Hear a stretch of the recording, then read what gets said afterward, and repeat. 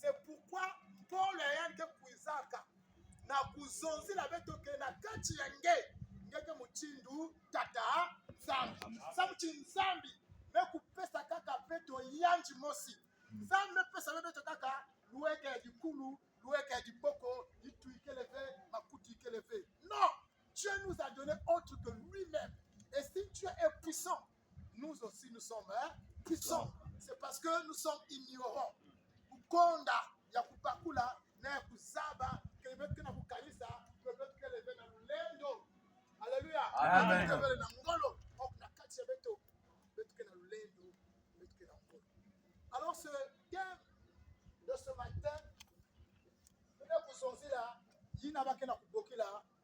la guérison divine. L'unyakusu Yamazulu. Alléluia. Amen. La guérison divine. Gloire soit rendue à Dieu notre Père qui a permis aujourd'hui que les gens soient guéris par les médecins, les infirmières, les docteurs, les thérapeutes. C'est-à-dire, il y a que ça la baptisane, que monde aussi ne soit pas que l'uniakus na kimbe voyina. Mais tout ça, c'est Dieu qui fait ça. Alléluia. Amen. Tout ça, c'est Dieu. Mais à l'hôpital, il y a des gens qui partent, qui trouvent la guérison à travers le corps. C'est-à-dire, c'est le corps qui est malade. Les gens pensent plus que c'est le corps qui est malade. Alléluia. Amen. Et dans les hôpitaux, les gens voient que la maladie du corps. Bas appareil, lorsque dans les hôpitaux, ils vont examiner laquelle qui va monter. Le sang, réellement, qu'est-ce qui se passe pour que le corps ne fonctionne plus.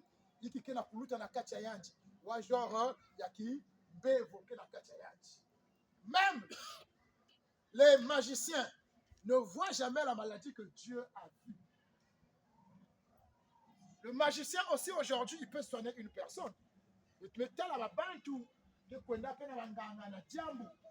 situation, ça peut être aussi sous guérison à travers le cas. Et nous voyons des fois ces charlatans, ces magiciens, ils font des trucs aussi, mais la guérison que nous trouvons dans les hôpitaux, la guérison que nous trouvons auprès des hommes, auprès des pratiquants, cette guérison ne garantit pas notre vie. Parce qu'à la fin, on meurt. À la fin, le corps qui a été guéri va faire quoi? Va se séparer de ton esprit. Donc la vraie vie ne se trouve jamais dans le corps. La vraie vie, elle n'est jamais visible. Mais le vrai toi, ce n'est pas le corps que je vois. Le vrai toi, ce n'est pas toi qui est en face de moi. Mais le vrai toi, tu es à l'intérieur. Amen. La réalité de ce que tu es, c'est ce que je vois.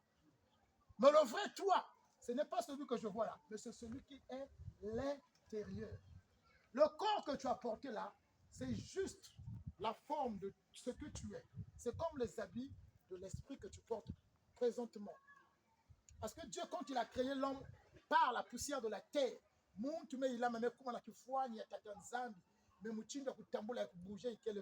fallait que Dieu puisse souffler dans lui, mettre l'esprit dans ce corps et d'attendre on peut même quand on a bouger. Donc la chair,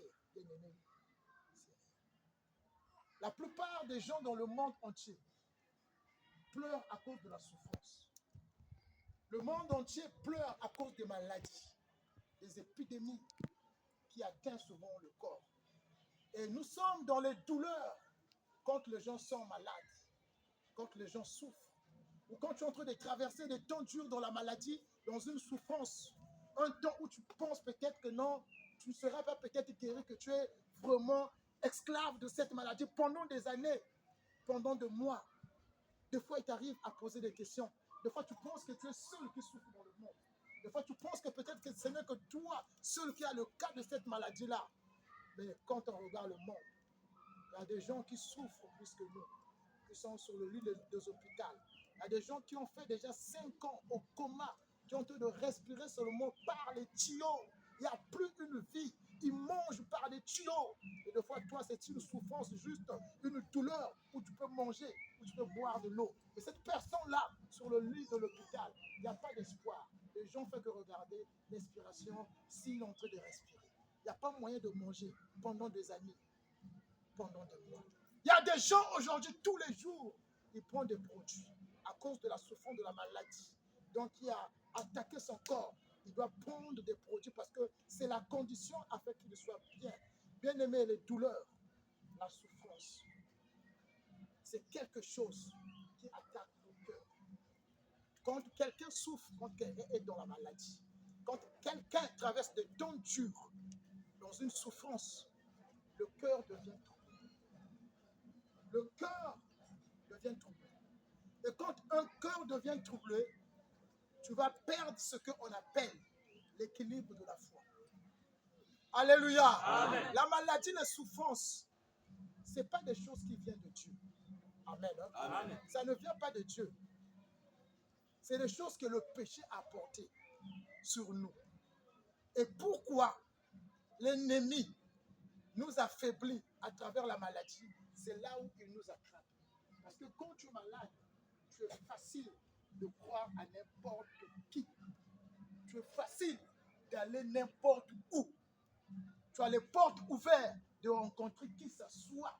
Même si on te dit là-bas, l'ombre qui est là-bas, c'est toute ombre, mais tu vois personne. Mais si on te dit tu rentres là-bas, et quand tu sors, tu es guéri.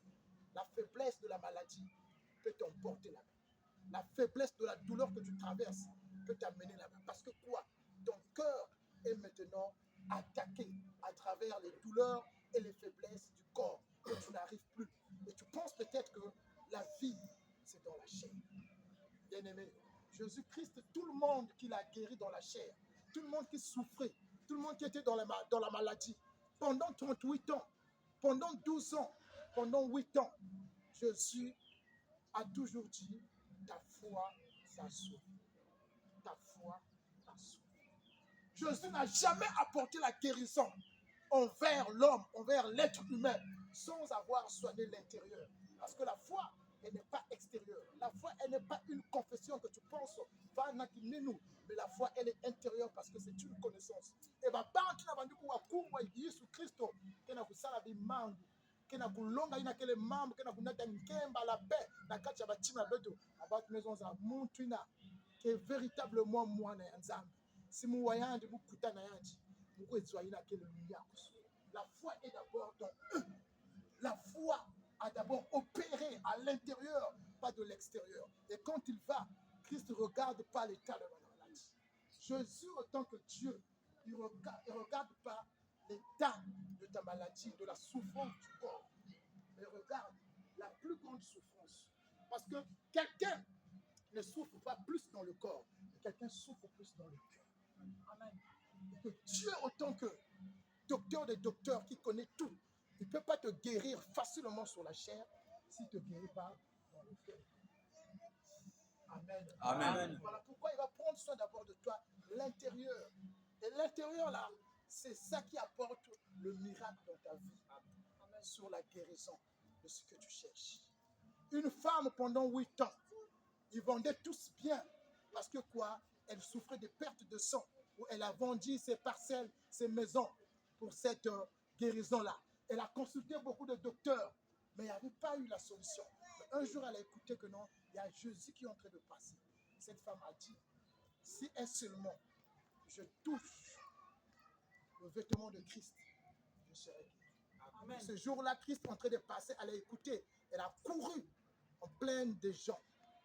Il y avait beaucoup de gens, mais elle a faufilé pour aller juste toucher le vêtement de Christ. Ça symbolise quoi? Ce n'est pas quelqu'un qui va te dire, viens toucher, on a vu là, tu vas voir la guérison. Non, elle avait foi. C'était la foi en lui. Et Christ a compris qu'il y a une personne qui a touché. Il n'a pas vu le vêtement que la femme a touché. Mais elle a compris qu'il y a une personne qui croit en lui. Et quand elle a retourné, il a dit, sois guéri selon ta foi. Toute personne que Christ a guéri, il a dit selon ta foi. Le centenier, il vient voir Christ. Il dit, voilà mon ketama. Moi, na munu que na tangu ya passé. Donc, c'est-à-dire qu'il voulait que Christ, Jésus, puisse prier pour lui. Moun aussi, nous avons pas l'homme que nous avons mambo. Parce que si nous avons mambo, mambo n'a que salama. Juste besoin de non. Il y a salama qui nous. Alléluia. Amen. La foi, c'est ça qui opère dans notre vie. Un jour, dans le livre de Rois, Naaman, qui fut un général, était malade de la lèpre, tout le corps. Et sa servante fut une fille d'Israël. Sa servante l'a dit, dans notre pays, nous avons des hommes de Dieu, des sacrificateurs. S'ils prient pour toi, il y aura la guérison sur tout. Et Naaman a pensé recevoir la guérison, le miracle auprès de Dieu, avec de l'argent. Elle a rempli ses charles par de l'argent, de l'or. On n'achète jamais la guérison à Dieu. Amen. Dieu ne vend jamais sa guérison. Parce que si à l'hôpital, on te prescrit l'ordonnance pour acheter des injections, Dieu ne peut jamais te prescrire l'ordonnance. Amen. Alléluia. Amen. Dieu n'a pas besoin de notre argent. Et Naaman, ce jour-là, croyait recevoir la guérison avec de l'argent. Il a apporté de l'argent. Mais Élisée l'a dit quoi? Il dit, jette-toi dans ce journée. Naaman Zabandaka vit une saleté. Naaman a dit, mon Dieu, quel est chef, moi qui est général, je vais me jeter sur de l'eau sale comme ça là. Non. Moi, je croyais qu'un gars demandait mon prix, qu'il faut donner ça. Mais qui c'est l'un des quêtes, mais vous avez un fou mou. Si vous avez l'eau, ça quand toute la kachamaza. Ouais, il faut que elle a retourné, elle s'est jetée dans le Jourdain 7 fois. Et dès qu'elle sort, elle était devenue pure. C'était juste le symbole de la croix, de la foi. Croix. Alléluia. Amen. Croix seulement, bien-aimé. La souffrance apporte les troubles dans nos cœurs. La souffrance que Dieu a vue dans l'homme, il n'a pas vu un homme qui était malade du palu, il n'a pas vu un homme qui souffrait peut-être d'une maladie vénérienne, il n'a pas vu un homme qui était peut-être souffrant de l'épilepsie, peut-être souffrant, oui, de la paralytique. Christ n'a pas vu ça. Il n'a pas vu, je dis, un homme. Il n'a pas vu qu'un homme, mais il a vu le monde entier. Alléluia. Amen. Quelqu'un pourra se dire qu'il est en bonne santé, mais Dieu peut le dire que tu es malade. Amen. Amen. Tu peux te dire de fois tu souffres, mais si tu as la connaissance de Dieu, tu peux dire c'est l'autre qui souffre plus que toi, malgré de fois tu es malade. Parce que tu vas comprendre qu'est-ce qui est maintenant dans toi. La chair, c'est rien. La Bible dit que celui qui est en Christ devient une nouvelle créature. Les choses anciennes sont passées et toutes choses deviennent nouvelles. Alors je regarde plus la personne là sur la chair, mais je le regarde maintenant en esprit comment il est. Dieu n'est pas un Dieu d'injustice. Il a vu tout le monde dans la maladie. Amen. Alléluia. Amen. Il a vu tout le monde dans la maladie. Il y a des gens qui souffrent plus que nous. Mais tu peux être malade, mais la personne la souffre. Il est bien, il a l'argent, il a tout, il a construit tout. Mais il est malade. Parce qu'il n'a jamais compris Dieu. Alléluia. Amen. Il est troublé. N'importe quel problème, il fait sortir de l'argent pour aller voir des gens. Pour trouver la solution là-bas. Peut-être que les gens croyaient qu'eux seuls, ils souffraient. Peut-être que le miracle était réservé juste pour 2 personnes, pour toi. Mais Dieu a dit le miracle, c'est pour tout le monde. Parce que tous sont dans la maladie. Tous sont dans la souffrance. Regardez le merveille de Dieu. L'homme marche bien. L'homme, il est bien. Mais Dieu voit la maladie dans l'homme. Après la maladie, dans la maladie, on voit la souffrance, on voit des douleurs. Les résultats de la maladie, quand on te soigne, c'est quoi? C'est la mort. Dieu n'a pas vu la maladie dans l'homme, mais Dieu a vu la conséquence de la maladie. Alléluia. Amen. Si on court dans les hôpitaux, on va peut-être pour aller prendre un traitement, pour aller consulter un médecin, parce qu'on connaît la conséquence de la maladie. Ce n'est pas la maladie. Dieu ne va pas regarder ta souffrance de la maladie là, mais il va attaquer le moyen le plus rapide, la conséquence de la maladie. C'est-à-dire la maladie ne va plus avoir l'effet sur toi. La maladie ne peut plus te tuer. La maladie ne peut plus te faire souffrir. Quelqu'un souffrait dans le cœur à cause de mon testament, mais la parole va lui dire que tu n'es jamais malade de toi. Il ne faut jamais plus souffrir, mettre des pensées par là. Alléluia. Amen. Dieu a regardé la conséquence de la maladie. Si la maladie était la vraie cause, bien aimé, pendant la mort, on ne va pas pleurer. Mais la vraie cause, c'est la maladie. Voilà pourquoi la maladie, comme notre bien-aimé a dit, en Dieu, la maladie, c'est le péché. Alléluia. Amen. C'est le péché qui engendre la mort. Pendant ce temps, quand la personne est malade, on dépense de l'argent, personne ne pleure. Tu pleures, personne ne va pleurer. Parce qu'on a toujours l'espoir. Mais quand la personne meurt, les gens pleurent. Tu es attristé. Tu vas ressentir quelque chose au fond de toi que non, la personne n'est plus. Et Dieu a vu cela. Dieu a vu que les gens ne pleurent. Alléluia. Amen. Dieu a vu que les gens ne pleurent. Tu as regardé que les gens ne doivent plus pleurer. Ils ne doivent plus pleurer. Que la maladie ne doit plus avoir les effets sur toi. La maladie ne doit plus avoir les impacts sur toi. La maladie ne doit plus dominer sur toi. La maladie ne doit plus prendre le dessus sur toi. Et qu'il prend un chair. Il vient. Mais avant que le Seigneur vienne, il y avait des miracles. Avant que le Seigneur vienne, il y avait des guérisons. Il y avait des résurrections des morts. Où la personne meurt, un homme de Dieu vient prier, la personne ressuscite. Où la personne était malade, quelqu'un vient prier, un homme de Dieu, la personne est guérie. Où la personne ne mettait pas au monde autant que stérile, un homme de Dieu vient prier, il commence maintenant à produire des enfants. Si réellement, c'était les choses les plus importantes, Jésus ne devait pas venir sur cette terre. Amen. Amen. Si réellement c'était ça, Dieu ne devait pas se révéler en Christ, parce que tout homme devait le faire. Et tout ce que ces hommes ont fait, aujourd'hui les magiciens le font. On le voit aujourd'hui même, il y a des faux pasteurs qui produisent des miracles, qui guérissent, qui prient pour un handicap, l'handicap se met debout, il marche correctement. Mais Christ a dit, viendra au dernier temps.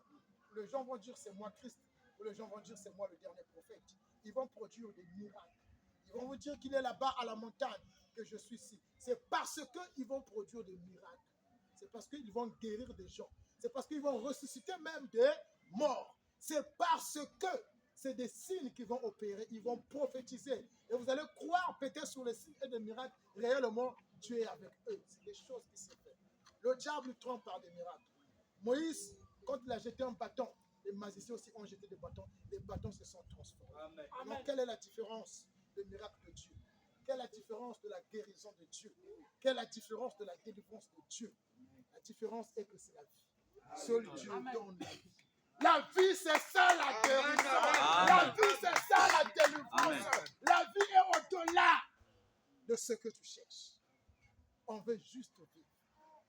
Amen, amen. Amen. Voilà, plus rapide, nous allons partir dans le livre de Ésaïe. Ésaïe 55, verset 3.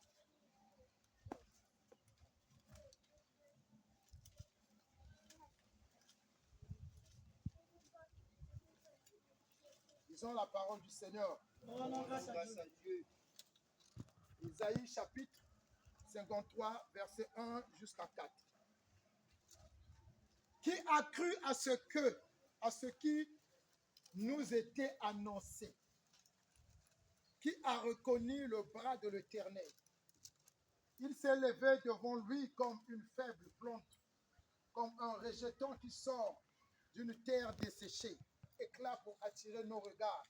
Et n'avait rien pour nous donner des ondes de douleur. C'est de nos douleurs qui s'est chargé et nous l'avons considéré comme puni, frappé de Dieu et humilié. Parole du Seigneur. Oh. Alléluia. Amen. Mais dans ce passage du livre d'Ésaïe, c'est le prophète Ésaïe qui parle, qui est en train de parler de l'avenir de Jésus-Christ. Il parle de ce que Christ va y faire et Christ va subir. Il parle de ce que Christ va emporter pour nous. Et ce passage nous dit au début qui a cru à ce qui était annoncé. Quand Jésus-Christ est venu, la Bible dit que personne ne l'a reçu. Alléluia. Amen. Il est venu aux siens, mais les siens l'ont rejeté. Les Juifs eux-mêmes n'ont pas cru en Christ. Pas cru que là, avait la Jésus Christ va me repousser. Ésaïe déjà voit ce qui va se faire, ce qui viendra, ce qui va se passer. Il n'a que salama. Pe Ésaïe qui n'a pas longa yao. Nani mutume kuikila. Na muntu ina parce que na kuzonzila koso tangu que na tangu en kuisaka babantu kumangina kayachi. Babantu kuzonzaka yandi ve. Il s'est levé devant lui comme une faible plante, comme un rejeton qui sort d'une terre desséchée. Il n'avait ni beauté, ni éclat pour attirer le regard. Quand on parle, il n'avait beauté, ni éclat pour tirer le regard. On ne dit pas que Christ n'avait pas la beauté. Alléluia. Amen. Non, parce que les gens le suivaient. y avait les gens qui l'ont aimé. Mais il n'avait pas beauté ni éclat quand il était à la croix. Il n'avait plus la beauté que les gens soient attirés pour venir envers lui. Parce que quoi, il était tabassé, il était chicoté. Donc du coup, il y avait des plaies de sang qui coulaient sur lui. Donc il n'y avait pas la beauté que les gens le suivent. Les gens ne pouvaient pas le suivre. Parce qu'il n'y avait rien qui pouvait leur attirer sur lui. Voilà pourquoi ce passage parle comme ça. Dans le verset 3, mépriser et abandonner des hommes de douleur, habitués à la souffrance, semblable à celui dont on détourne le visage. Nous l'avons dédainé et nous n'avons fait de lui aucun cas. Cependant, ce sont nos souffrances qu'il a. Ce sont nos souffrances qu'il apporte. Tout ce qu'en faisait Christ, tout ce que pouvait lui arriver, c'était nos souffrances. Alléluia. Amen. Un jour, Christ, quand il pleure, la Bible dit qu'il a pleuré pour l'incrédulité de l'homme. Un jour, la Bible dit, on traite Christ de prier. De larmes se sont changées en gouttes de sang. C'est-à-dire qu'il a pris la conséquence de la mort. Le goutte de sang, le sang signifie la mort. C'est-à-dire qu'il a pris la mort sur lui, à notre place. La Bible dit qu'il a porté notre souffrance. Quelqu'un va dire qu'il souffre. De la même manière, un chrétien souffre. De la même manière, quelqu'un du monde peut souffrir. Je parle de la souffrance physique. Parce que les gens voient plus la souffrance physique. Les gens ne voient pas la souffrance spirituelle dans lui. S'il y a un chrétien qui peut manquer le travail, il y a aussi des gens qui ne peuvent pas te manquer aussi le travail. Si le chrétien qui prie, des fois il peut tomber malade, tu palues, il y a aussi quelqu'un qui est dans le monde qui peut tomber malade. Si quelqu'un dans le monde peut tomber malade, de la maladie même de sida, un chrétien, s'il écoute aussi la parole de Dieu, il peut s'attraper le sida. Vous voyez la souffrance là? Donc, jamais Dieu peut faire le favoritisme, que l'autre soit bien, que l'autre ne soit pas bien. Dieu fait le bien pour l'humanité entière. Il nous a guéris tous à travers Jésus-Christ. Il a dit, il a pris notre souffrance. Mais tu vas sentir des fois, tu as une souffrance en toi qui est une maladie. Mais tu vois comment la personne a pris ma souffrance pendant ce temps je suis en train de souffrir. Alléluia. Amen. Comment? Est-ce que ce qu'il dit c'est vrai? Il a pris mes maladies, mais moi je suis malade. Non, tu regardes la chair. L'information va faire à celui que la maladie quitte dans toi. C'est juste l'information. En réalité, quand on va à l'hôpital, ce n'est pas plus les produits qui nous apportent la guérison. Mais c'est parce que tu crois ce que le docteur te dit et tu crois sur son traitement. Là, on a pas tout, tu crois déjà, c'est ça. Et puis quand ça vient, ça joue dans toi. Donc en réalité, en Dieu, c'est la parole qui te donne, qui te guérit, qui te délivre, qui te sauve, qui produit le miracle dans toi. Ce n'est pas quelque chose que tu vas attendre, non, mais c'est la parole. Il a dit qu'il a porté nos souffrances. Cependant, ce sont nos souffrances qu'il a apportées. C'est de nos douleurs qu'il s'est chargé. Et nous l'avons considéré comme puni, frappé de Dieu, humilié. Mais il était blessé pour nos péchés, brisé pour nos iniquités. Le châtiment qui nous donne la paix est tombé sur lui. Et c'est par ses maîtressures que nous sommes guéris. Alléluia! La Bible dit que le châtiment qui nous donne la paix est tombé sur lui. Quel est le châtiment qui nous donne la paix? C'est le salut. Aujourd'hui, si nous avons le salut, c'est parce que Christ, on l'a crucifié. Alléluia. Amen. Personne ne peut accepter la douleur que Christ a vécue. Si on te prend aujourd'hui là, qu'on puisse te crucifier, tu vas refuser. Tu vas refuser. Mais Jésus, il a accepté qu'on puisse le crucifier. C'était des douleurs. Il acceptait qu'il apporte des croix sur lui, sur son épaule, qu'on puisse lui chicoter, qu'on met sur lui un chapeau d'épines. Il a vu ces douleurs-là, qui symbolisaient juste la douleur de la mort. Alléluia. Amen. Il a dit, il a tout emporté. Il a pris ça. Il dit, sur ses maîtressures, nous sommes guéris. Sur ses maîtressures, nous sommes guéris.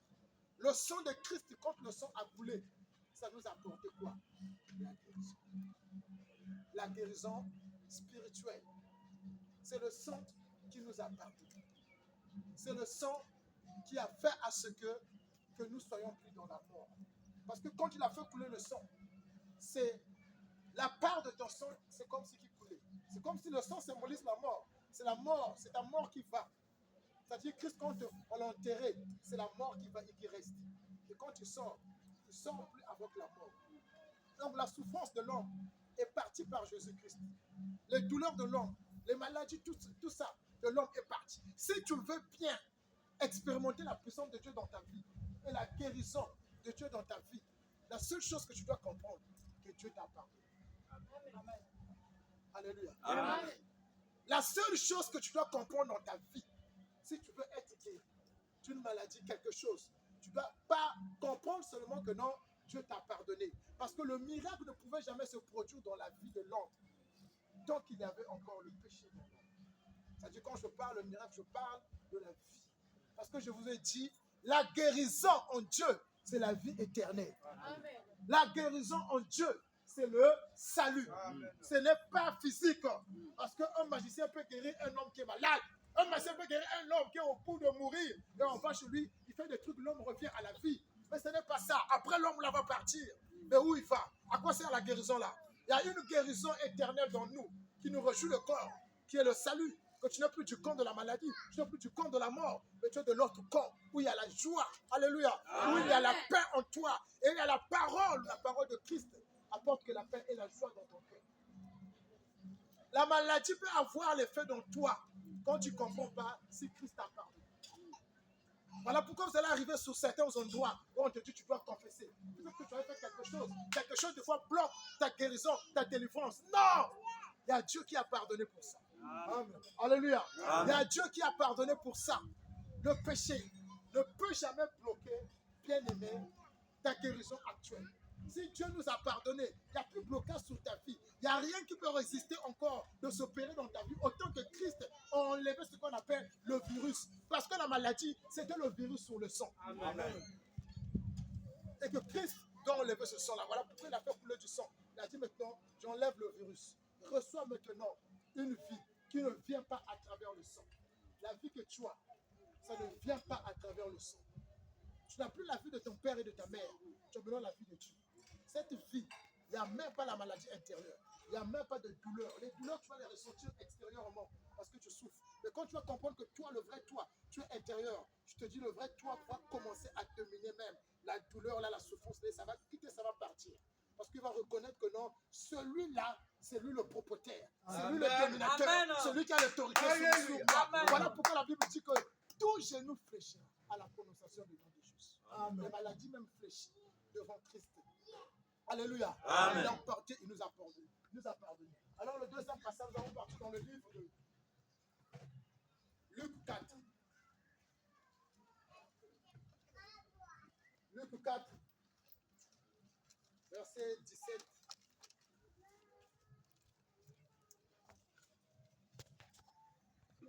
Amen, hein? Amen. Il y a deux façons. Dieu nous a guéris à travers Christ, nous avons la vie éternelle. Amen. Amen. Mais on veut aussi la guérison du corps physique. On veut aussi un miracle. Amen. Hein? Amen. Oui. Tu es malade, des fois tu veux être guéri miraculeusement. Pourquoi il y a des hôpitaux? Pourquoi il y a des cliniques aussi? Amen. Hein? Amen. Est-ce qu'un chrétien peut s'inquiéter sur ça? Un chrétien, quand tu sais que non, il y a des hôpitaux, il y a des cliniques, il y a des gens qui peuvent me traiter traditionnellement, et quand tu vas, ça n'apporte pas la solution. Est-ce que tu peux t'inquiéter? Est-ce que tu vas dire non, Dieu, tu ne m'aimes pas? Mais si Dieu te montre quelque part où il te donne la guérison du corps physique et tu te retrouves en enfer. Alléluia. Amen. Et tu te retrouves la tia. Tu vas faire comment? Tu vas dire quoi? Non, Zambé. Pourquoi quand la parole est guérie? Alléluia. Non, les gens ne comprennent pas la pensée de Dieu. Dieu connaît notre futur. Nous, on regarde aujourd'hui. Dieu sait la vraie souffrance. Et il ne veut pas que tu souffres là. La vraie souffrance là. La souffrance actuelle, là, elle est passagère. Elle va partir. Ça va partir pour un temps. Ça va partir. Amen. Amen. Ça va partir. Donc, guérir. Il y a aussi une chose qui fait ce que le chrétien et les chrétiennes actuellement, nous ne recevons pas la guérison du corps physique. Christ a dit, si tu as un problème avec une personne, avant que tu viennes envers moi, dis quoi? Il dit, va te réconcilier avec ce frère. C'est parce qu'il travaille par le cœur. La maladie des chrétiens actuellement, c'est quoi? Nous sommes des chrétiens, nous sommes dans la maladie. Alléluia. Amen. On est des chrétiens et nous sommes malades. Non, oui, peut-être que tu ne comprenais pas que hier, que ta maladie c'était le péché. Aujourd'hui, tu comprends que non, ta maladie c'était le péché qui est parti. Amen. Actuellement, c'est quoi la maladie des chrétiens?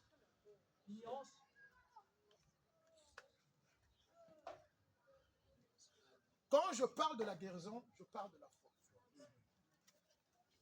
Amen. Amen. Quand je parle de la guérison, je parle de la foi.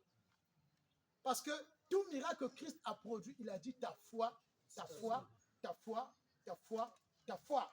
Il n'a pas dit ta prière, ta prière. Il n'a pas dit tes jeûnes. Pourquoi je vais aller jeûner pour la guérison? Alléluia. Amen. Il n'a pas dit parce que tu as veillé. Pourquoi je vais aller veiller pour la guérison? Il n'a pas dit parce que tu as donné l'offrande. Pourquoi je vais donner l'offrande pour que Dieu me guérisse? Amen. Mais pourquoi le mensonge? Donne pour que Dieu fasse dans ta vie, pour que Dieu agisse. Rentre 3 jours de jeûne. Parce que Christ a dit qu'il y a d'autres esprits qui peuvent partir par le jeûne et prière. Non, Christ n'a jamais dit que tu as jeûné. Christ a dit ta foi, ta foi, ta foi, ta foi, ta foi, ta foi, ta foi, ta foi, ta foi. Et un jour, dans Actes, chapitre 3, Pierre et Jean montaient au temple pour l'heure de la prière. Ils ont rencontré un mendiant devant le portique, l'entrée du temple. Ce mendiant-là, parce qu'il n'avait pas de pieds. Il pouvait demander juste les vivres, l'argent qu'on lui donne, puis se nourrir. Et que Pierre s'est mis devant lui avec Jean. On l'a regardé. Le mendiant a pris une position de recevoir quelque chose, peut-être de l'argent, peut-être le pain. Mais Pierre l'a regardé. Pierre et Jean, ils ont vu la foi dans ce temple. Pourquoi ils ont vu la foi? Parce que ce temple s'attendait à recevoir. Amen. Un jour, j'ai dit, Hébreu dit que quand je parle, je m'attends à recevoir. Quand je parle, je m'attends à recevoir. Ce paralytique-là, sur le temple, il attendait à recevoir quelque chose. Parce que les gens, quand ils se mettaient devant lui, ils vont fouiller la poche. Ils vont dire que bon, le sac, j'ai le pain, apporte-lui. Et ce paralytique, il était calme. Attends à recevoir quelque chose. Attends-toi à recevoir quelque chose auprès de Père, auprès de Dieu, auprès de Christ. Attends-toi à recevoir. N'attends pas que tu fais. N'attends pas que tu donnes. Mais attends-toi de recevoir. Parce que lui, il a tout. Et ce paralytique s'attendait. Pierre a dit, je n'ai ni or, je n'ai ni argent. Je n'ai ni or, je n'ai ni argent. Dieu n'a pas l'or, il n'a pas l'argent. Pourquoi les gens prient pour l'argent? Pourquoi les gens prient pour les choses qui brillent près de l'or, pour des voitures? Pierre a dit, je n'ai pas ça. Ce n'est pas ça que je vais te donner. Si je te donne ça, tu peux les perdre, tu peux les voler, tu peux les laisser. Mais je vais te donner quelque chose que tu ne peux pas laisser. Il dit, par le nom de Jésus, lève-toi. Alléluia. Il dit, lève-toi et marche. Quelle est notre position lorsqu'on prie? Quelle est notre position lorsqu'on écoute la parole de Dieu? Si tu t'attends à recevoir, c'est que c'est Dieu qui connaît ton besoin. Alléluia. Amen. Non. Si on s'attend à recevoir, c'est que Dieu connaît notre besoin. C'est mieux de s'attendre que je reçois que je demande. Parce que si je demande, je ne vais pas demander selon mon propre besoin. Dieu connaît bien le besoin de l'homme. Un enfant ne peut pas bien demander selon son besoin. Mais sa maman, son père peut l'apporter selon son besoin. La chose qui va lui satisfaire bien. Donc, il arrive lorsqu'on demande, on ne demande pas bien selon notre besoin ce qu'on veut. Alors celui qui connaît le besoin de l'homme, c'est Dieu. Voilà pourquoi ce besoin, c'est quoi? C'est la vie.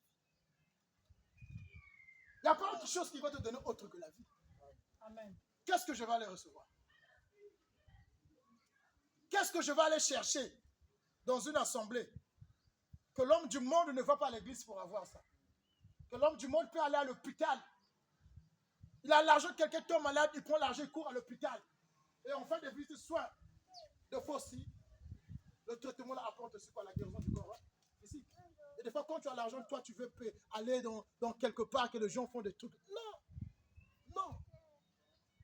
Quand tu vas à l'église, c'est autre chose que tu vas aller recevoir. Alléluia. C'est autre chose. Donc, la foi, c'est ça qu'on appelle la guérison divine. C'est-à-dire la guérison divine, elle est basée à travers ta foi. Est-ce que sans la foi, on a la vie éternelle?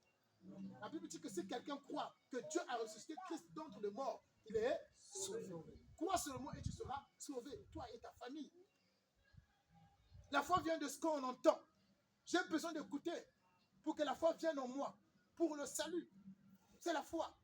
Donc la guérison divine est basée à travers la foi. Il n'y a rien autre que tu peux faire sans la foi. Je ne parle pas de la foi. Alléluia. Je ne parle pas de la foi. Et la foi, c'est vrai, c'est la confiance en Dieu.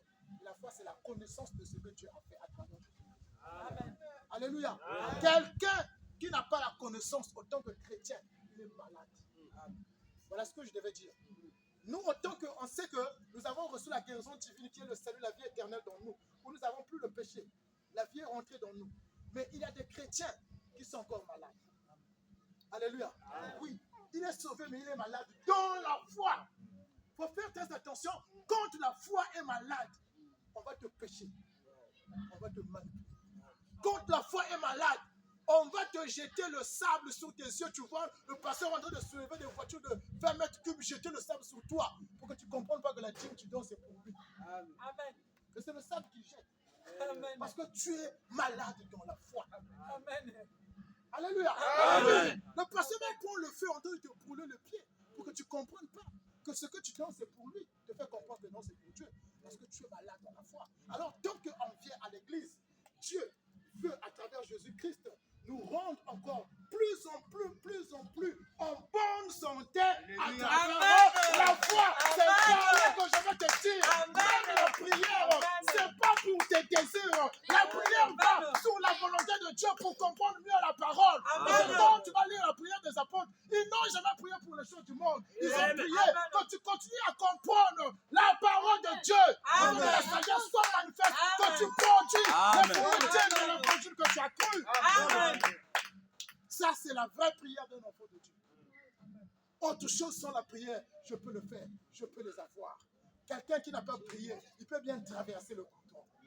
Mettez-moi des trucs là que tu n'avais pas prié. Non! Quelqu'un qui n'a pas prié, il connaît bien avant de traverser, il faut regarder à gauche et à droite. Quelqu'un qui n'a pas prié, il sait que je ne peux pas mettre le pied sur l'eau là où je ne vois pas la profondeur. Amen. Alléluia. Amen. Donc, soyons pas des chrétiens malades dans la foi. Dieu t'a guéri. Spirituellement, tu as le salut. Spirituellement, tu as la vie éternelle. Alors, il veut que tu sois en bonne santé. Amen. Quand l'évangile, l'épître de 1 Jean 3, qui est notre terme de l'année, quand tu dis bien-aimé, je souhaite que tu prospères à tout égard et que tu sois en bonne santé. Il parlait de la santé spirituelle. Il parle de la connaissance. Il dit que je veux que tu prospères en connaissance de la parole de Dieu. Comme ton état d'âme prospère. Parce que c'est que ton état d'âme a déjà reçu la vie éternelle. Alors ton intelligence aussi doit être prospérée dans la connaissance de Dieu. Amen. Ça, c'est autre chose. Alléluia. Amen. La guérison divine. Ce n'est pas une guérison qui vient par les mains de l'homme. Amen. Amen. La guérison divine ne vient pas par les mains de l'homme. Non. Luc 4, verset 17, verset 18. Ce passage dans les évangiles, Jésus-Christ, dans ce temps-là, on utilisait juste les rouleaux. La Bible n'était pas encore imprimée et résumée. Et voilà pourquoi on utilisait des rouleaux de prophètes de la loi. Un jour, le Seigneur rentre dans la synagogue. La synagogue, c'était des bâtiments. Pas comme nous pensons aujourd'hui, c'était des bâtiments en train de construire.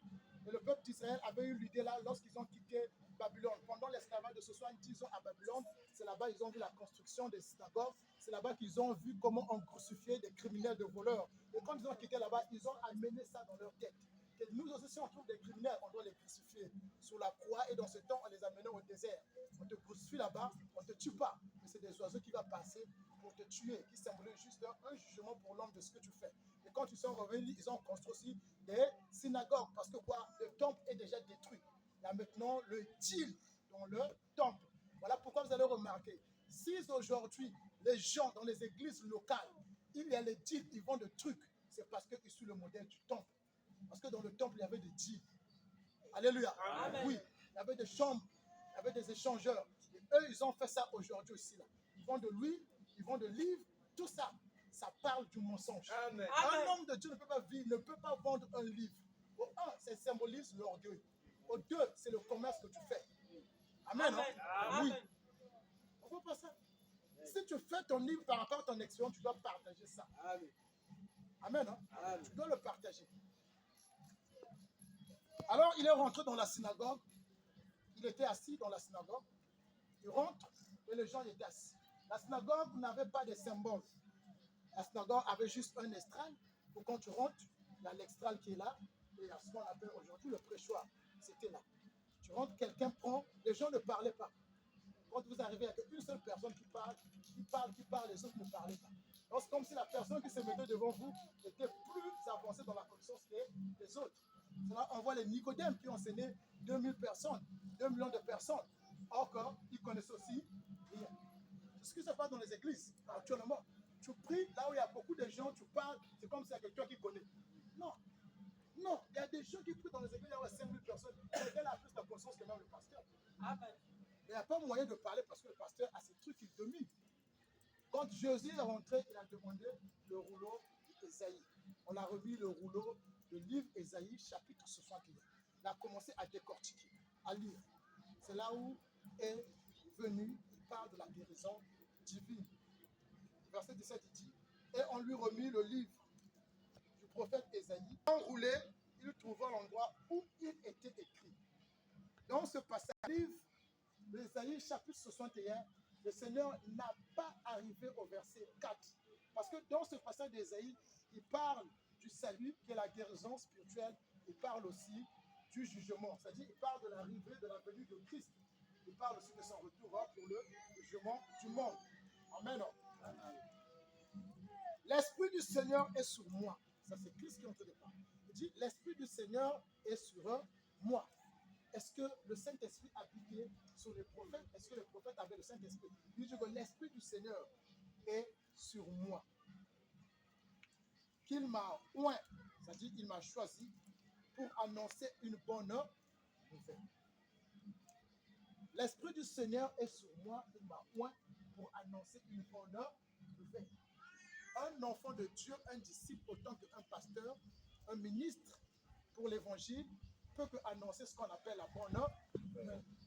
Mais pourquoi tu veux attrister quelqu'un dans une mauvaise nouvelle qu'on t'a bloqué? Est-ce que ça c'est une bonne nouvelle? Non. Oh, tu es lié, c'est une bonne nouvelle? Non. Tu es frustre. Donc, Christ ne savait pas que non, il y a des gens qui étaient malades. Si. Christ ne savait pas que non, il y a des gens qui ne travaillaient pas. Parce qu'il y a des travail. Dans ce temps, il y avait le travail. Alléluia. Amen. Il y avait les charpentiers, il y avait la maçonnerie, beaucoup, il y avait le travail. Il y avait des enseignants parce que les philosophes existaient. Les philosophes étaient là. Mais Christ n'a pas regardé le manque de travail d'une personne. Il n'a pas regardé ça. Il a seulement regardé le vide qui se trouvait dans l'humanité entière. Il n'a pas vu comme un pasteur va voir, je vois, maintenant l'autre. Amen. Maintenant l'autre. Je te donne, tu reçois, maintenant l'autre. Tu vas recevoir quoi? Alléluia. Amen. Même les Juifs, quand ils croyaient que le Dieu qu'ils priaient, c'était que leur seul Dieu. Mais Christ, quand il a dit, il a révélé, Dieu a donc aimé le monde. Il n'a pas dit qu'il a aimé le peuple d'Israël. Pourquoi moi, le noir, je serai contre le blanc qui a amené la Bible? Il m'a révélé que le Dieu était le Dieu de tout le monde. Et moi, je dis que nous avons notre Dieu. Non. Le Dieu que je dis, c'est notre Dieu, c'est le Dieu de tout le monde. C'est lui qui nous révèle juste l'amour. Il dit, l'Esprit du Seigneur est sur moi, il m'a oint pour que j'annonce la bonne nouvelle. Quelqu'un qui est malade, quand le docteur lui dit que ça va aller, il est déjà guéri. Alléluia. Amen. Quelqu'un qui est malade, quand le docteur lui dit que tu seras guéri, tu es déjà guéri. Donc, même quand tu traverses des temps, quand la parole te révèle quelque chose, crois seulement d'avoir la parole. N'attends pas la réponse là. Tu n'as pas besoin de la réponse. L'enfant, quand il parle à papa, j'ai souvent dit, l'enfant n'a pas besoin que Dieu, papa, lui dise que je te donne. L'enfant a besoin que papa l'écoute, c'est tout. L'enfant sait que quand papa m'écoute, tu vas me donner, c'est tout. Tout ce qu'on a besoin quand on parle à papa, c'est qu'il m'écoute, c'est tout. Pour annoncer la bonne nouvelle. La bonne nouvelle. La bonne nouvelle. La nouvelle du salut. La nouvelle de la guérison physique. Que tu ne seras pas aujourd'hui encore accusé comme on a voulu accuser la femme adultère. Voilà, on l'attrape avec un autre mari. Il faut le lapider. Il se dit non. Moi, je n'ai jamais condamné une personne. La bonne nouvelle pour tout le monde. Dieu vous la condamnez. Moi, je n'ai jamais condamné une personne. Donc, si vous voulez la condamner, examinez-vous. Celui qui n'a pas été condamné, qu'il jette la pierre sur lui et sera condamné. Tous ils ont fui. Tous ils ont trouvé quoi? La joie dans leur cœur. Moi, je veux condamner. Oh, moi aussi, je suis condamné. Ah non, laisse-moi qu'on ne me condamne pas. Ils ont trouvé la joie. C'est la bonne nouvelle. Aux pauvres. Je vais annoncer la bonne nouvelle aux pauvres. Qui sont les pauvres? Qui étaient les pauvres? Moi, je ne suis pas pauvre. Amen. Qui était le pauvre? Le pauvre, c'est la personne qui s'est détournée de Dieu. Quand Adam a désobéi à la parole, il est devenu pauvre. Parce qu'il comprend plus le sens des choses de Dieu. C'est là où on t'appelle que tu es pauvre. Donc, un pauvre, c'est celui qui ne comprend pas réellement Dieu. Un pauvre, c'est celui qui détourne du vrai chemin de Jésus-Christ. C'est celui qu'on appelle pauvre. Voilà pourquoi un jour, Christ a dit à ses disciples, jusqu'à aujourd'hui, vous m'avez pas. Vous avez de pauvres. Vous parlez de la pauvreté. Vous ne m'avez pas. Quand tu as Christ, tu es riche. Riche en quoi? En esprit. Parce que toutes les choses que l'homme désire, c'est dans l'esprit. La joie dans la chair ne peut pas être éternelle. Ça va s'arrêter. Sinon, les gens qui ont 100 milliards vont s'arrêter sur 100 milliards. Mais va accumuler. Parce qu'il n'y a pas la joie dans la chair. Ils se satisfont de ce 100 millions-là. Donc la joie est dans ton esprit. Le vrai bonheur est dans l'esprit. Donc voilà pourquoi tu vois une chrétienne, un chrétien. Si tu vends le foufou, ma soeur, même celui qui travaille au trésor, là, tu ne peux pas l'envier. Parce que toi-même, tu sais, avec ton foufou, là, tu t'es débrouillé pour acheter une panne de sandales. Alléluia. Ah ben oui, parce que tu es satisfait de ce que tu trouves. Mais elle n'est pas satisfaisante. Des fois, elle a le travail. Mais on va sortir avec des chefs. Tu vois l'homme à la maison chez lui. Elle n'est pas satisfaisante. Elle n'a pas la joie. Donc, la bonne nouvelle apporte la joie. Et là, ben, ça t'apporte quoi? L'information de ta vie, de ce que Dieu a préparé pour toi, de ce que Dieu a fait pour toi. Et tu vas être